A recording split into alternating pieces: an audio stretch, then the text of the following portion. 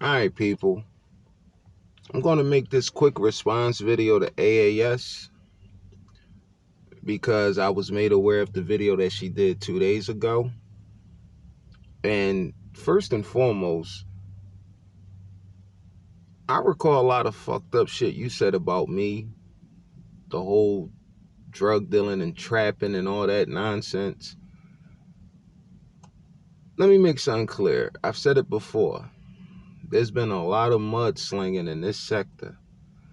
So everybody's hands is dirty.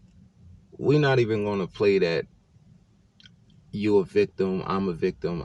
Listen, what's done is done. And as far as the issue that you brought up, I didn't say that to start a rumor or that's a statement that just came out of left field. No. That's what Glorion stated in that live stream with Smoke. I mean, if I could recall, and I mean, I'm not trying to go verbatim with the quotes, but I think the story went something like, you was pressing Smoking Grown Man for Flacco's address so you can serve him with some paperwork. And when you didn't get the information in a timely manner, according to Glorion, you claim that Smoke and Grown Man was all talk and that you were going to get the information on your own. And that Glorion actually volunteered to use her resources to get the information that you were, pressed to get. Now, we did a live stream on my channel like a day or two after that. And the funny thing is when we did that live stream, it was information that we had no idea about. And we only got the information through certain key details during that live stream. And after getting that information, I'm going to be 110% honest with you. And I'm going to be fair. I don't think you got anything from Glorion. I don't think you got any information about Flacco or anybody else from Glorion Murray. As a matter of fact, I'm willing to go as far as to say that your name was being used as a red herring because I get it. People will do things to try to impress others or try to be down, and they would, go out of their way and do and say things that they probably don't mean, but they probably just want to be down so hard that they was willing to say, hey, I'll do this. But for real, it's all just a red herring. Because a lot of time has lapsed since that situation, since those live streams. And a lot of things are starting to make sense. A lot of dots are starting to be connected. Now, again, there was information that we was unaware of at the time of those live streams, and it didn't come out until my live stream, and I believe it was the night before when we was teasing Antonio about not having a woman. He proceeds to call who we then find out is Glorion, who lives 5 states away from him. And again, Flacco was in the chat and said, yo, that's the same Glorion Murray that was on Smoke's panel the night prior going over the AFW emails. And I was like, wow, don't she live in New York? So again, when Glorion did that interview on Smoke's panel, we didn't even know she was in a relationship with Antonio Barnes. We didn't know that she was a police officer or a peace officer or whatever until Spot 'em Shot 'em said that in my chat the next day.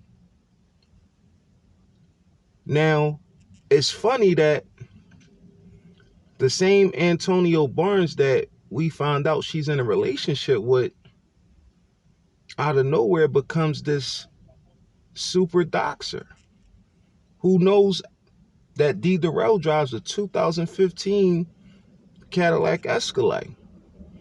Mind you, in your video, you claim that certain research can get you caught up, and they do audits on this on people's profile to see what they've been researching.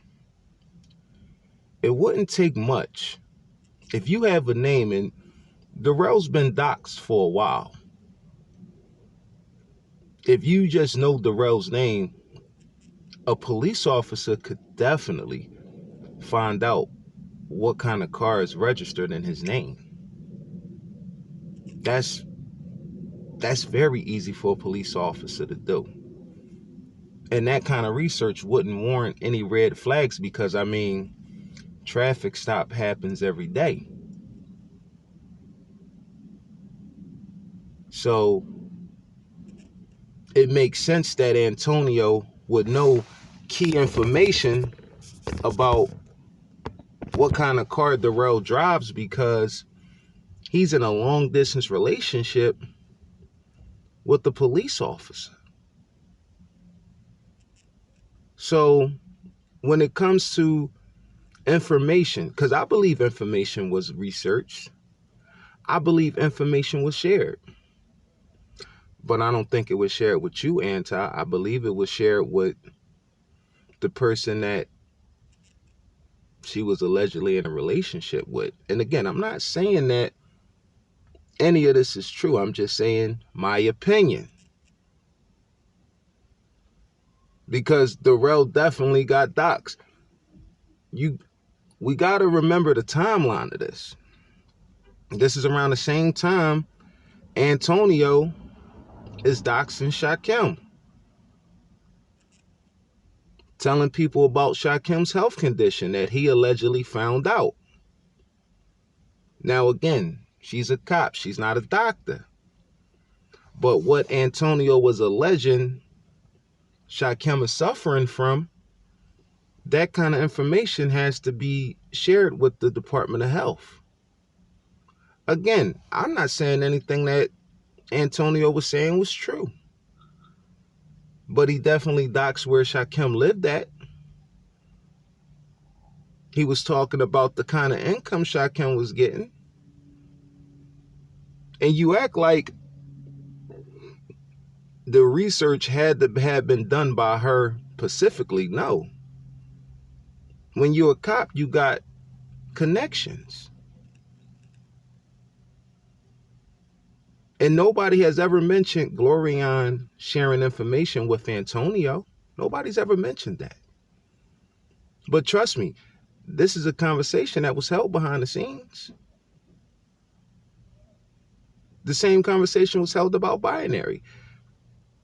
Out of nowhere, Glorion's no longer in Smoke's chat. She's over there in binaries. Binary start getting information on Durrell. He started getting information on Shaquem. Yeah, we've had these discussions behind the scenes. But the only thing that makes me say that I don't think you received any information is because no real information has came out from your end, your camp, your people. So yes, I'm going to give you that benefit of the doubt. I'm going to say that no, I don't think Glorion shared anything with you.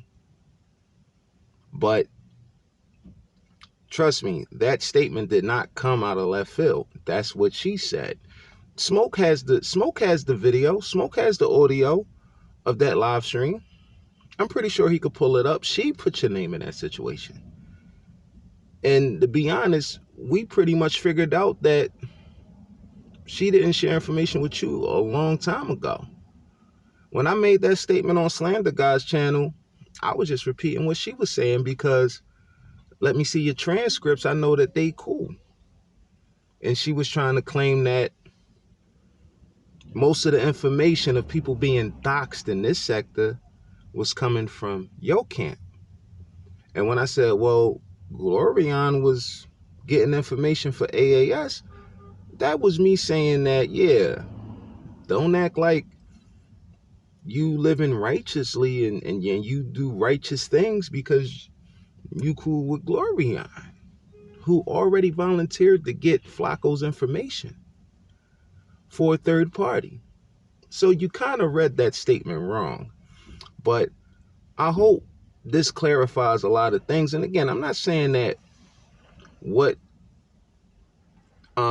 information Antonio was spreading in the sector came from Glorion, but it's mighty convenient that the woman that he was in a long distance relationship with, that already came on the internet and said that she would use her resources to get somebody's information,